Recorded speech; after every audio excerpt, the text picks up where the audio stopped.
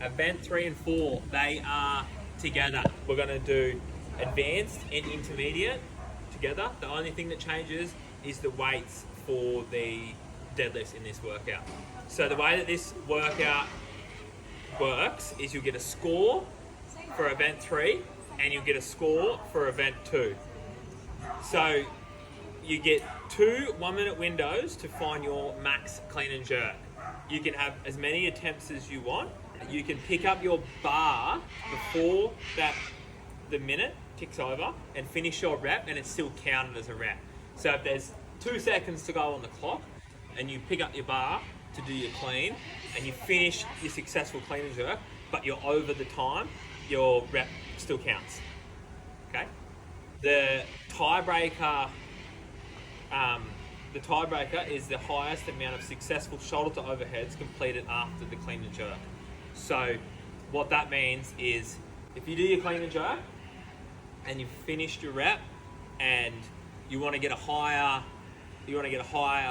tiebreaker score, you can continue to do shoulder to overheads, and any successful shoulder to overheads completed without failing a rep will get you more reps for a tiebreaker. So for example, say Lee and I, we both did 100 kilo clean and jerk, but then I did an extra shoulder to overhead at the end and then dropped it, and she didn't. I would have a higher tiebreak score and I would be ahead of her on the leaderboard. Okay, so that's how that works. You can't fail a shoulder to overhead and then redo it. So, like say you do your clean and jerk and you stand it together, and then you go for another clean and jerk, another jerk for your tiebreaker, and you fail it, you can't re-rack it and then jerk it again. Okay, it has to be continuous, successful reps after that. And that both applies for the intermediates and the advanced. You got 2 1-minute windows. Then the movement standards for event 4, you have an 8-minute AMRAP, 20 deadlifts, 20 lateral burpees over the bar, and 20 cal ski. We're going to go movement standards on our deadlifts. Things that we're going to be looking out for on our deadlifts is not bouncing the bar, okay, on the ground, and extending our hips. So side on profile, knees, hips, and shoulders are locked out. Shoulders are behind the bar at the top. Cool, that's it.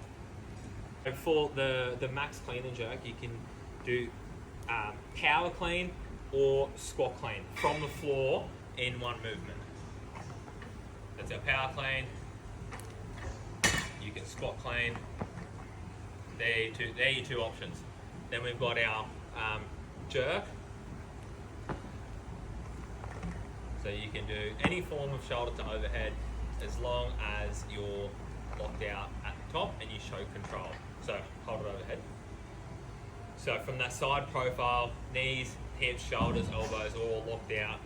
And from the side profile, everything is in a straight line and she has control of the bar. Our lateral burpees. Standard is chest on the ground. That's our only standard. Chest on the ground over the bar. You step, whatever you want to get over the bar. You don't have to jump over the bar, but you have to touch your chest on the ground and get over to the other side. Okay, so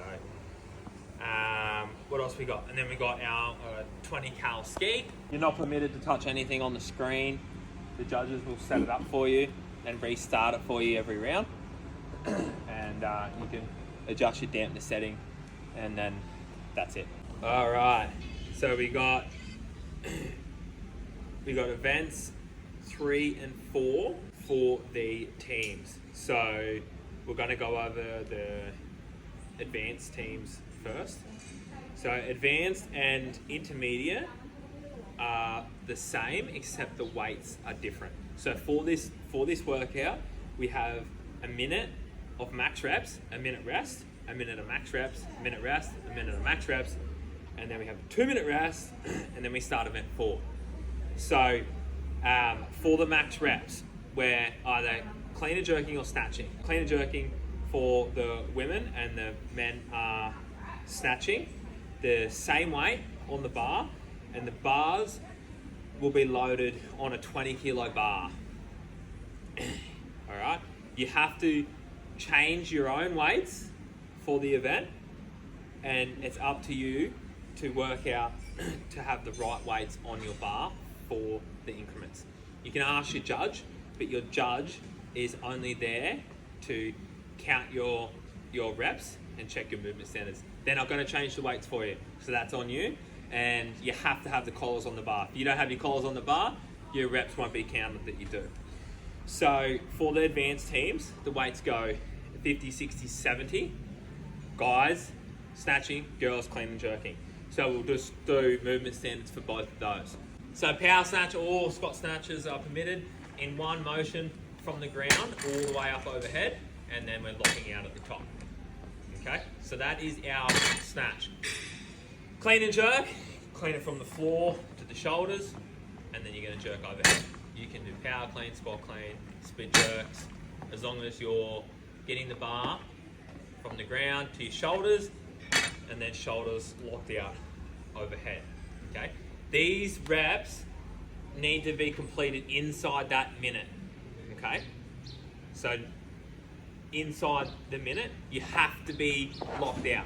So if you do your clean and jerk or a snatch, and you take it off the ground, and the buzzer goes off, and you're still halfway through the rep, and it won't count unless you've fully completed that rep inside that time frame.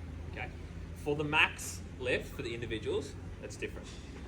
And then that both applies for intermediate and advanced teams. For the event 4 goes into a 6-minute AMRAP of 75 deadlifts, sharing, 50 toes to bar, sharing, max strict handstand push-ups, sharing, and strict for advanced, and normal handstand push-ups for intermediate. Okay, so we've already gone over our deadlifts. We're going to go over our toes to bar. Toes to bar, normal, standard. Okay, so you have to start from a full extension. You can kick through full extension, and then both toes have to touch the bar at the same time. That's good. Okay, so you have to pass through full extension and touch your toes on the bar at the same time. Let me demonstrate what will be a no rep. Can you hold the camera closer? Side on. So